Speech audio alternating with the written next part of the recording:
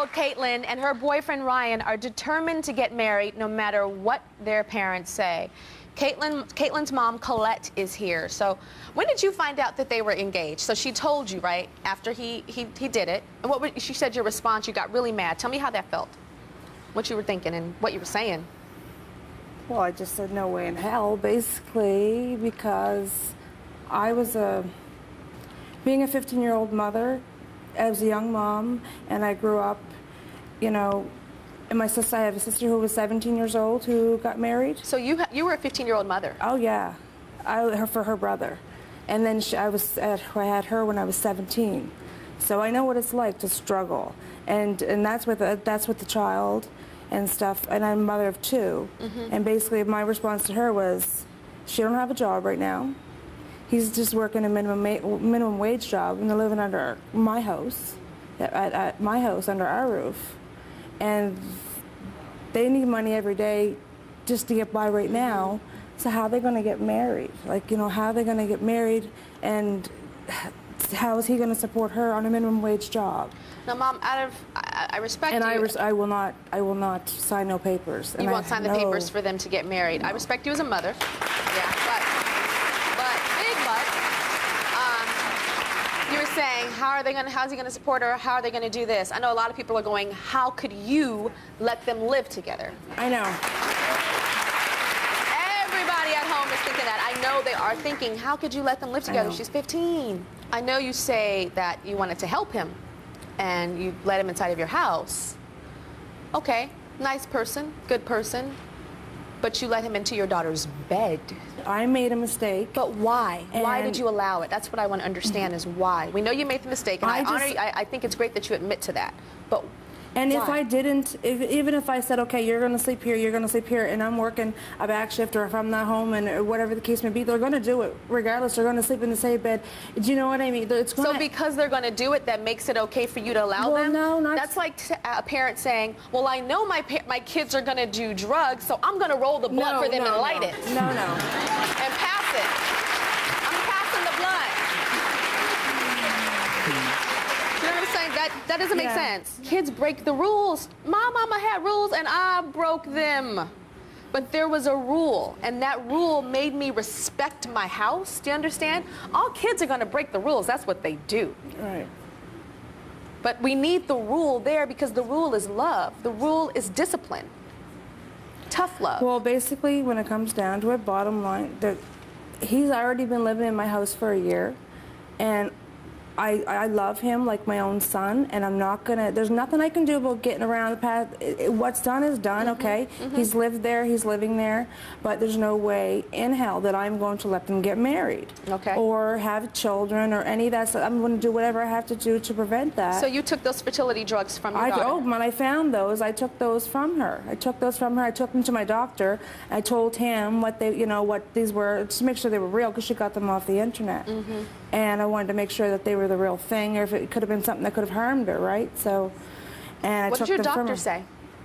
He said, "What is she, crazy?" Yeah, I'm glad he said basically, and I said, "Yeah, she obviously has to be. Like, she thinks in her mind that she's ready and mature enough to get married and have children, and she thinks she can do it because she helps out with the two younger ones that I have." Yeah, which I called babysitting, not parenting. One thing, your mother took those fertility drugs away from you.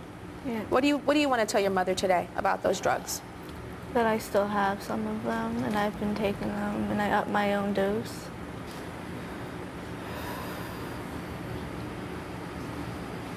What do you want to say to her?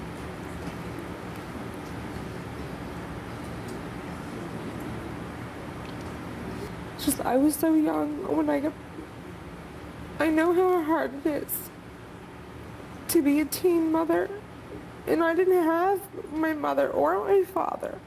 Okay, I didn't have anybody, so I'm always going to be there to support her, but one thing I'm not going to support is her trying to have a baby or trying to go and get married. I'm not going to do that. She needs to get her education. She has to get her grade 12. She needs to get a job. I want her to do all the things that I didn't get a chance to do. Well, I don't want her to repeat my mistakes. I want her to learn from those mistakes. And she's taking your mistakes and taking it to the next level. Basically, yeah, that seems to be what she's doing. Are you yeah. willing to make Ryan leave your house? Well, it's already been discussed about him going and getting his own place. He's going to, and I'm afraid that she's going to move out and try to move out is what I'm scared of. Would you move out if Ryan left? Probably. Even if your mom said, I love you and I'm going to support you and we're going to work through this? I don't know. Would you try to stay at home with your mom and still have Ryan be your boyfriend, maybe? Yeah, probably. But stay at home with your mama? Yeah. Really? I'd probably think about it. You think about it and stay at home. What are you thinking right now? I feel like there's a sadness inside of you now, Caitlin. I just feel bad. Why do you feel bad? Because it's not like I want to do the things that my mom did. I just feel like I'm ready. I'm not trying to make no mistakes or nothing. You thinking that maybe there could be some mistakes about it being too early? Yeah. Yeah? Ryan, you hear that? Yeah. That's called cold feet. Yeah. Yeah. But it's like more She than can cold ha- feet because she's a baby. She can Yeah. hand my kids back to me. You know, like it's like, here, Mom, I'm tired. I want to go lay down. You know what I mean? Like if she's watching one of my younger daughters, I've got two. She can't hand back her own. Exactly my point to her. Yeah. She sees how I struggle right now and how hard it is. She sees how tough it is. And it's not easy. My boyfriend has a good paying job. I'm working on this, just not making that, but it's a job, minimum wage, you know, just to get out of the house. And we It's are honorable. just making it. And she sits there and she sees it. So why would you seriously want to put yourself in that position? You have to realize, like, you know, you don't have to pay no bills right now. You don't have to pay for all your own bills, your food. You guys don't have to think of any of that stuff right now. Caitlin, And then a what baby. inside, is there something that like hurts inside that makes you want your own baby? Sometimes, you know, there's something that makes us sad inside and it makes us want like our own. Why don't you come sit next to me right now? Come sit next to me, okay? And sometimes, you know, there's something that makes us sad and it makes us go, I just want to be married. I just want my own baby because I don't feel good.